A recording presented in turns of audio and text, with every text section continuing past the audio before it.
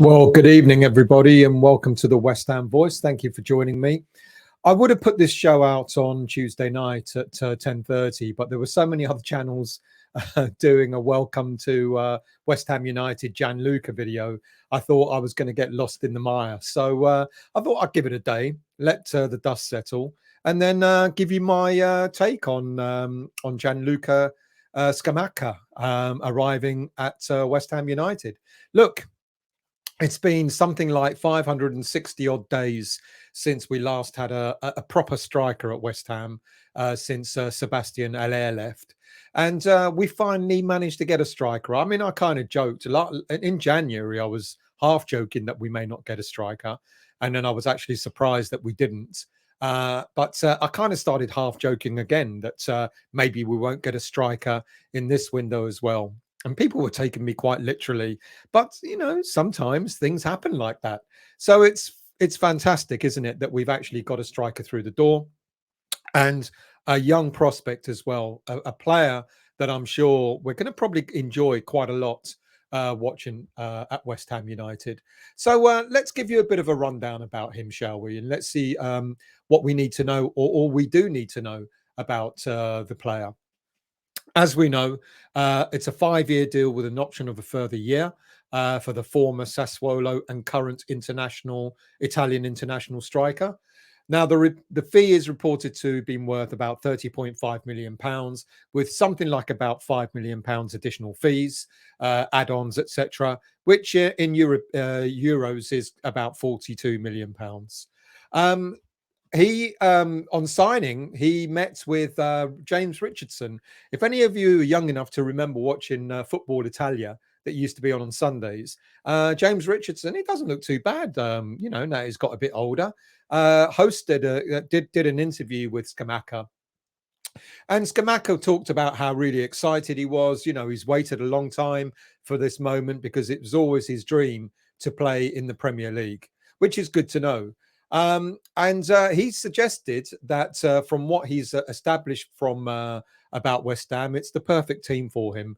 It's fantastic that Pedro Obiang had so much to say, so many good things to say about West Ham United, but because, as I'm sure you're aware, Obiang also played for the team that we bought Scamacca from, which is Sassuolo. He talked about a project. So David Moyes has spoken to him about a project at West Ham United, and he's bought into that project. So it'll be interesting to see who else we buy in this transfer window to sort of kind of get an understanding of what this project is about. I think we've got a mindset about it. We've got a bit of a mind about it. We've got a Gerd. All right, he's injured at the moment, but a young, good centre back. We've got now Scamacca. We've also got Flynn Downs, another young, up and coming, promising 23-year-old central midfielder. And of course, we got an experienced but still young for a goalkeeper, Areola, at 29 years of age. He went on to talk about how he spoke to Roberto Mancini about the move here. And Mancini encouraged him to come to West Ham. He encouraged him to come to the Premier League because he said, it's the best place for him to develop his career, to continue developing his career in a league that is the best in the world. So that's also good to hear. He was asked about the style of player that he is, and he said, I'm a modern player, tall, of course, 6'5", technically gifted, can be play in the box and can play out of it. And he's a modern type footballer. And the one thing that I like to hear is he likes shooting. He loves shooting. And I'm going to actually play you a video at the end of this show, and it's going to show you a few highlights of the player and exactly the sort of skills that he's got. And then he spoke. He was asked about the fans, and Richardson asked him if he knew about the different the various Italian players that have played here, Paolo Di Canio, etc. And he said, fans like this, you have to give more to them. You find the force and to push yourself because they inspire you. So he's already got a bit of an idea as to what the fans are expecting, and he knows he's going to have to push himself to the best in order to get the best out of him for West Ham United. And then he sent a message to us. I hope we will love each other. Well, you know what, Gianluca? All you have to do, mate, is do your best, try hard every time you get on that pitch, and we'll love you for that in itself. So let's go into a bit of detail about him, a few stats, his history, etc., etc. Look, we already know he's 6'4", 6'5". He's a target man. He's an out-and-out striker. He's a proper striker, very direct in his style of play. But the player does drop deep. You won't see him going out wide too much. He's not the sort of player that will go out and hug the touchline, but he will drop. He will sort of go out wide to pick the ball up, etc. But he's primarily a central striker. He's got a straight strike ability. He really does hit the ball cleanly, really cleanly. And he can play in a number of formations. He can play in a 4-3-3, or should I just say a 3 up front, or he can play as the lone man as well. He's had 129 senior career appearances so far, 42 goals, 4 assists. You can see his assists are not high, so he's not the sort of player that we're going to expect to create a lot of goals for us, but he is the sort of player that we expect to get on the end of a number of chances. Good 57% shot accuracy rate, a good average shot per games average of 2.2. And of course, as I said, he's an Italian international. I've said it. He's a classic number 9, a central striker. He uses his frame well to shield the ball effectively, bringing others into play. He drops deep. You see from some of the videos that are going to come up that he drops quite deep and he shields the ball really well. He's and if he's effective, his height is also effective in a defensive duties, and he's more than capable of handling the lone striker role. Also, let's go into a bit more of history. Born 1st of January 1999, 23 years of age. He was born in Rome. His youth development, interesting. His youth development, 2009 to 2012. So from the age of 10, he joined Lazio, but within 3 years, he moved to Roma. But again, and that's quite a rivalry. But he was asked about that, and he said, "Well, I was young; it wasn't in the senior team, etc." He was a little bit dismissive of it. I mean, that's fair play. He left Italy at the age of 16 to continue his development in the Netherlands at PSV Eindhoven, and he trained under the legendary Ruud van Nistelrooy, and that's not bad. That's not bad place to or a bad player to train under. In his early career, he was at PSV and at Sassuolo. The first time at Sassuolo, it didn't go too well. PSV, no senior appearances, and Sassuolo at the time only 3 appearances, but no goals for either team.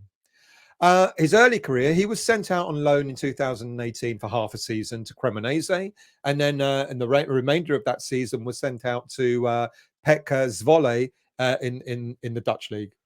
For Cremonese, he made 14 appearances and scoring just the 1 goal. And for Zwolle, 10 appearances, but again, no goals, no assists. So one might start thinking, hang on a minute, have we bought a dud here? What's going on? But as his career progressed, he went out on a couple of other loans in 2019-20 to Ascoli and then 2021 to Genoa. And this is where he started to pick up a bit of momentum.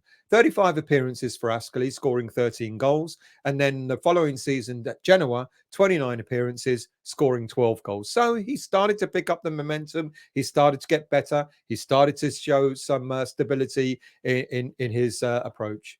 And then, of course, last season, 2021-22 season, he made 38 appearances for Sassuolo, scoring 16 goals with 1 assist. So he's, you could argue in the last 3 seasons, he's been scoring goals quite regularly, 13, 12, 16, etc.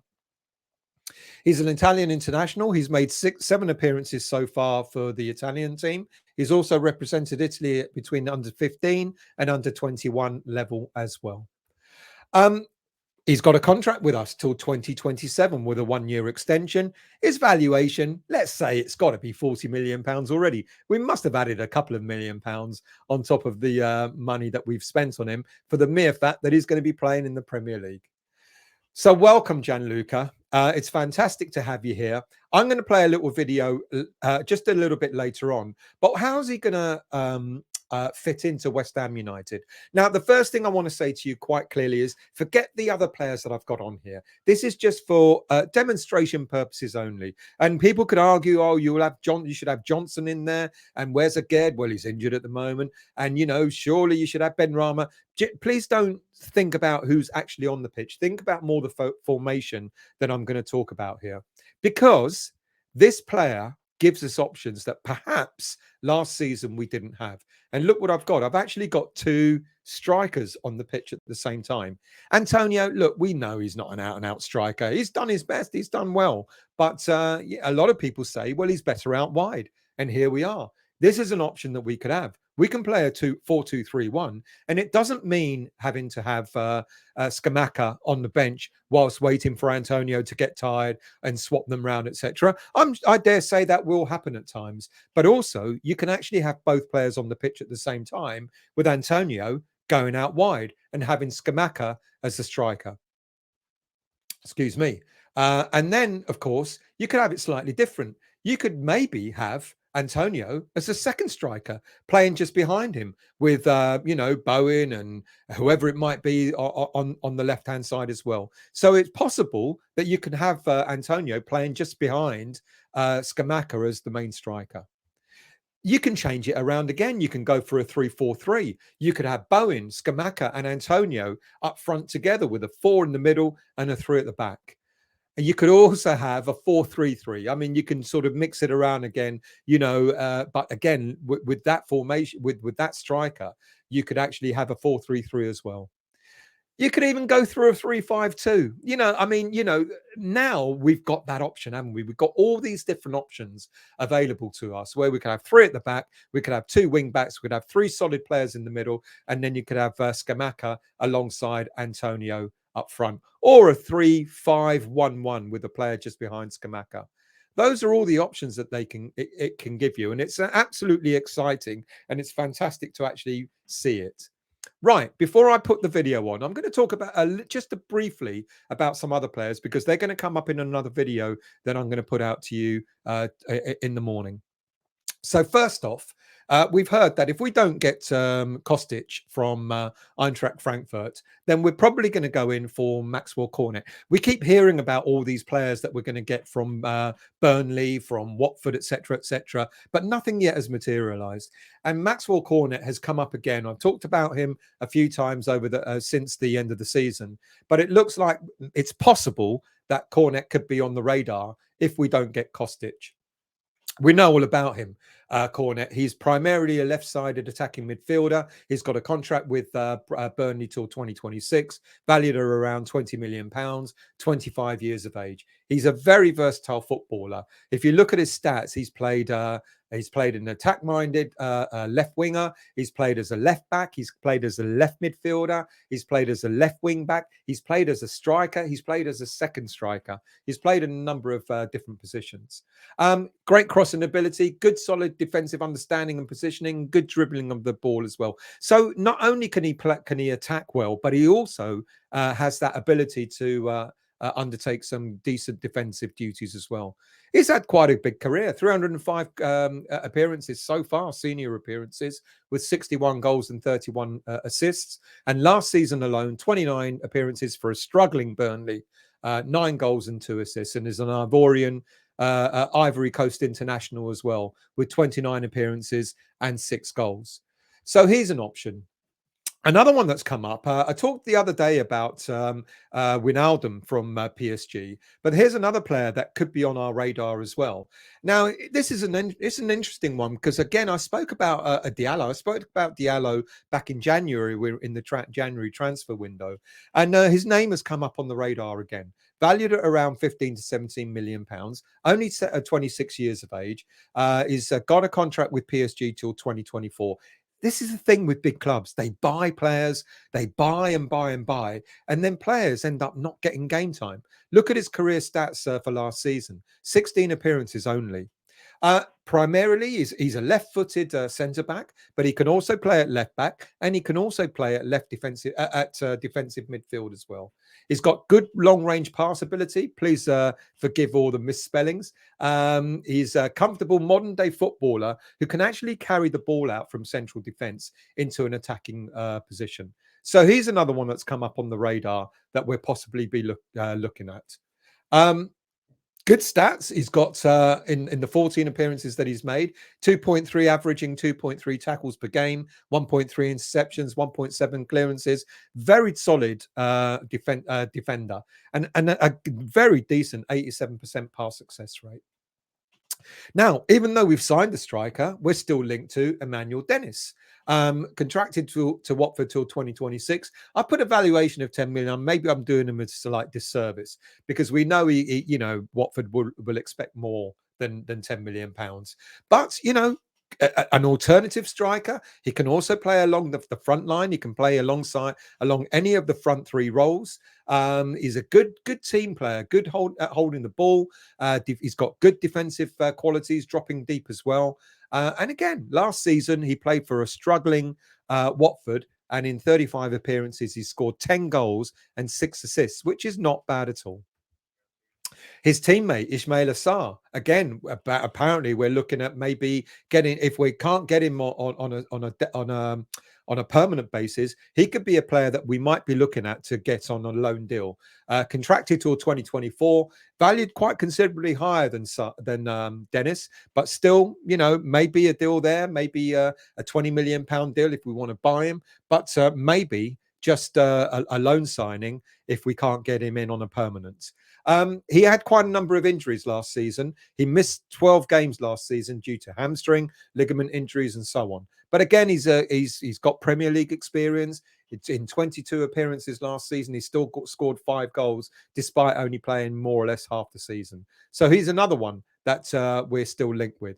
Kostic, again, we're still linked with. I've heard that Zielinski, Piotr Zielinski, apparently might not be a deal that's going to happen, mainly because of he's on about 80,000-90,000 pound a week. He'll cost us about 35 million pounds, and we're going to have to offer quite a considerable amount of money to him as a player in order to get it over the line. And I'm not so sure that one will happen. But I'm going to do an update on all our transfers and get that show out to you tomorrow. Right. So I'm going to leave you with the video on Scamacca, sorry. And I hope you enjoy it. And thank you for watching. Thank you for subscribing. If you haven't subscribed yet, do subscribe. Hit the bell notification and the like button as well. This video is going to be about 5 minutes long. So I'll see you soon, and thank you for watching.